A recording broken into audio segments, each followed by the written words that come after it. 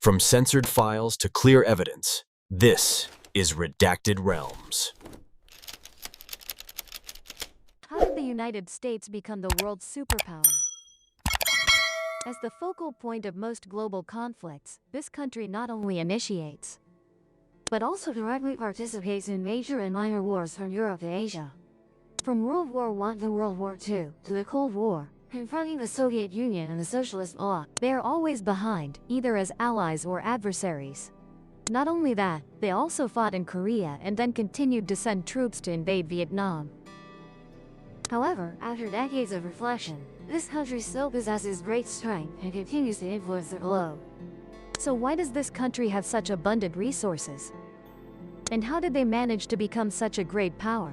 Let's explore with Det. This is the United States, a quite vast country, isn't it?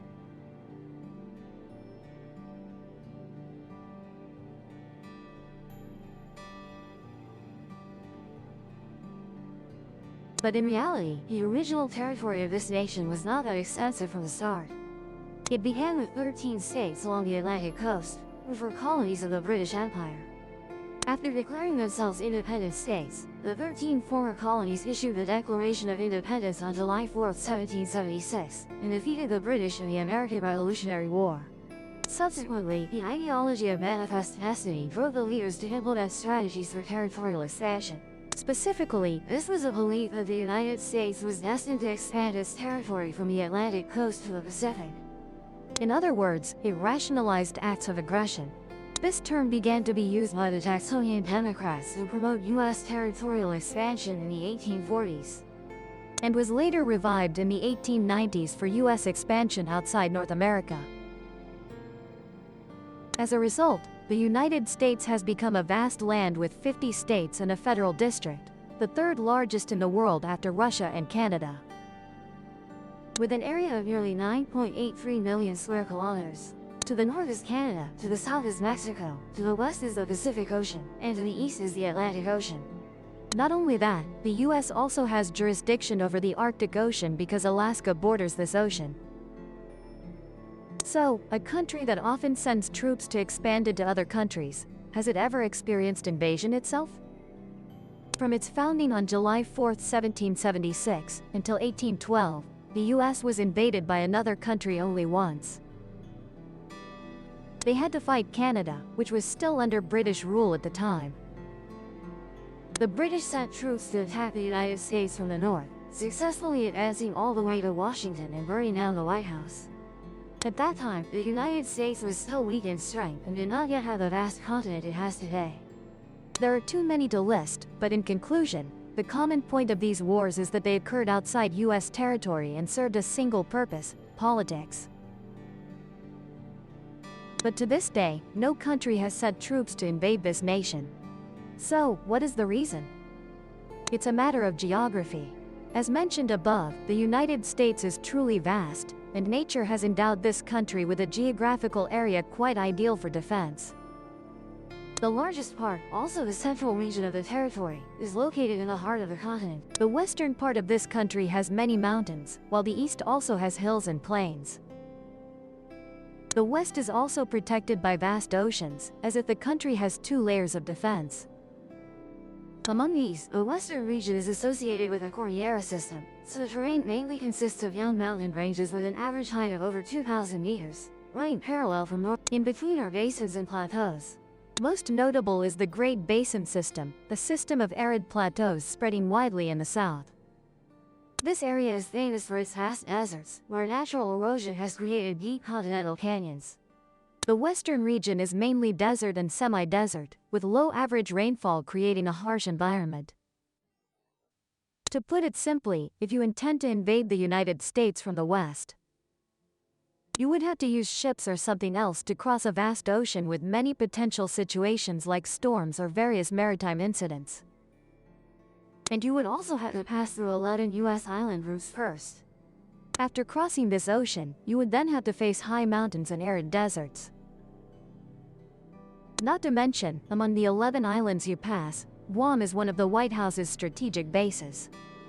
Guam is located west of Hawaii, about 6,298 kilometers from the Philippines, with distances of 2,058 kilometers and 3,400 kilometers from Pyongyang, North Korea.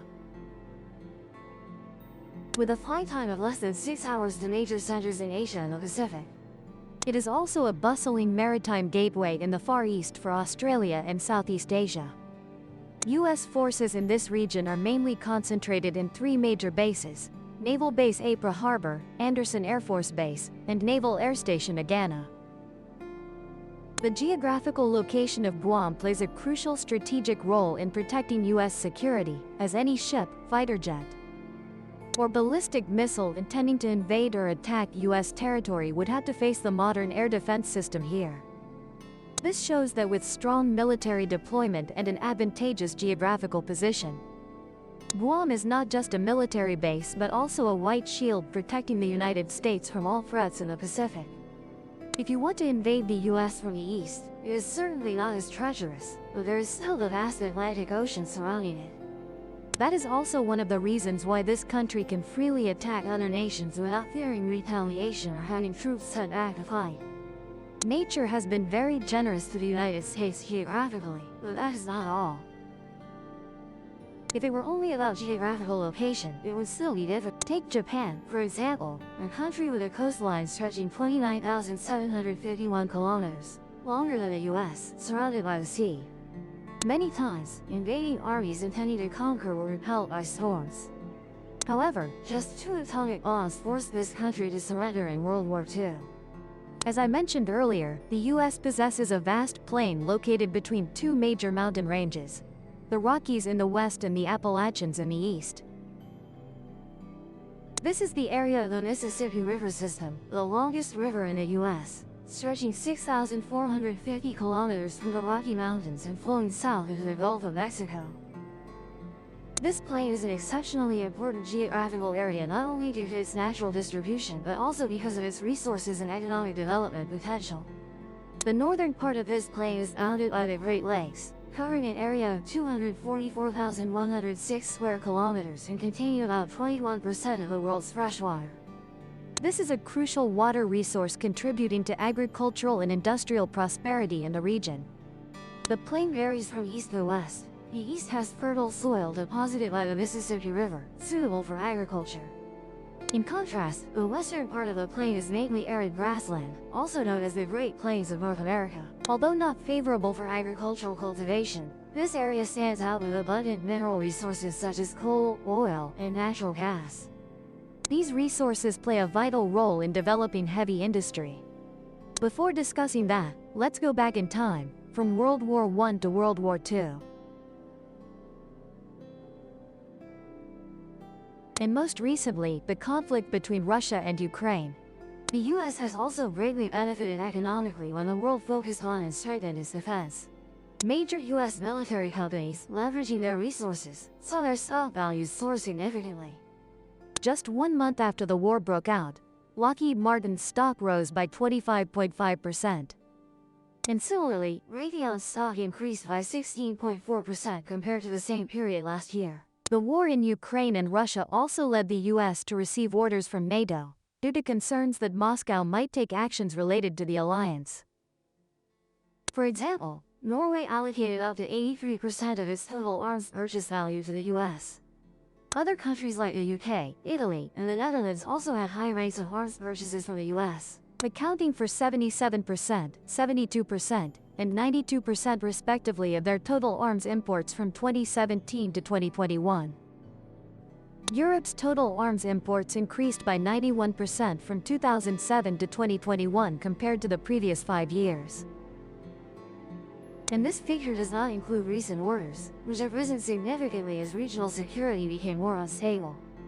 During the period when the world was severely devastated by World War II, the U.S. cleverly exploited the war to profit from arms and war equipment trade.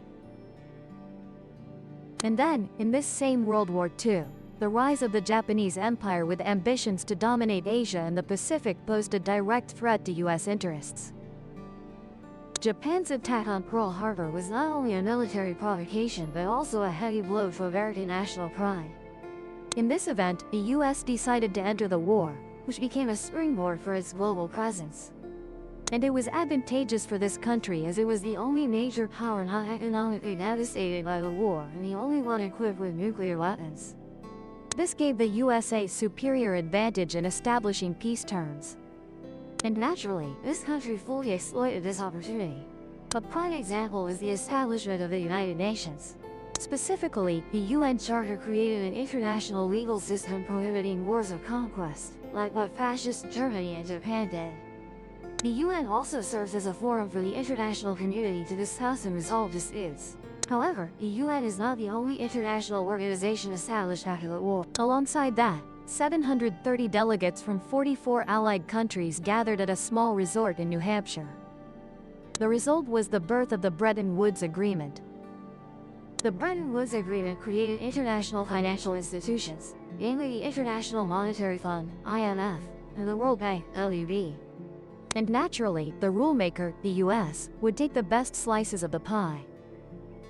After World War II, the US began implementing a containment strategy to prevent the spread of communism, especially from the Soviet Union and Eastern Bloc countries. This strategy aimed to limit Soviet influence globally, protect the capitalist system, and ensure the US position in the new international order. To achieve this goal, the US not only relied on military strength, but also used strategic alliances, economic support, and diplomacy to consolidate its global presence. An important consequence of this strategy was that the US had to expand its influence not only in Europe but also across other regions worldwide. From the Middle East, East Asia to South America, this has led to the formation of alliances that were previously unimaginable, such as relations with Saudi Arabia, Israel, South Korea, countries that have become barriers against communism. The US containment strategy did not stop at establishing formal alliances but also included deep intervention in other countries' internal affairs to prevent the spread of communism. The US did not hesitate to use covert measures such as supporting pro-American governments, funding opposition movements, and even carrying out government overthrows. Interventions in Iran and Afghanistan are typical examples of this. In Iran, the US supported the overthrow of the nationalist government of Mossadegh to protect the interests of American oil companies. In Afghanistan, the US provided weapons and training to the Mujahideen fighting the Soviet Union, though this force later became a threat to international security. Thus, history shows that geographical location, natural resources, and historical events play a crucial role in shaping a nation. With advantages in geography, resources, and historical events, the United States has maximized opportunities to become a leading world power. However, in today's world context with the rise of new powers and global challenges such as climate change, terrorism, and globalization, will the United States face new challenges to maintain its position? This is a question that cannot be answered overnight. And you, what do you think about this? Leave a comment below to let Dit know. Thank you for listening. Goodbye and see you again.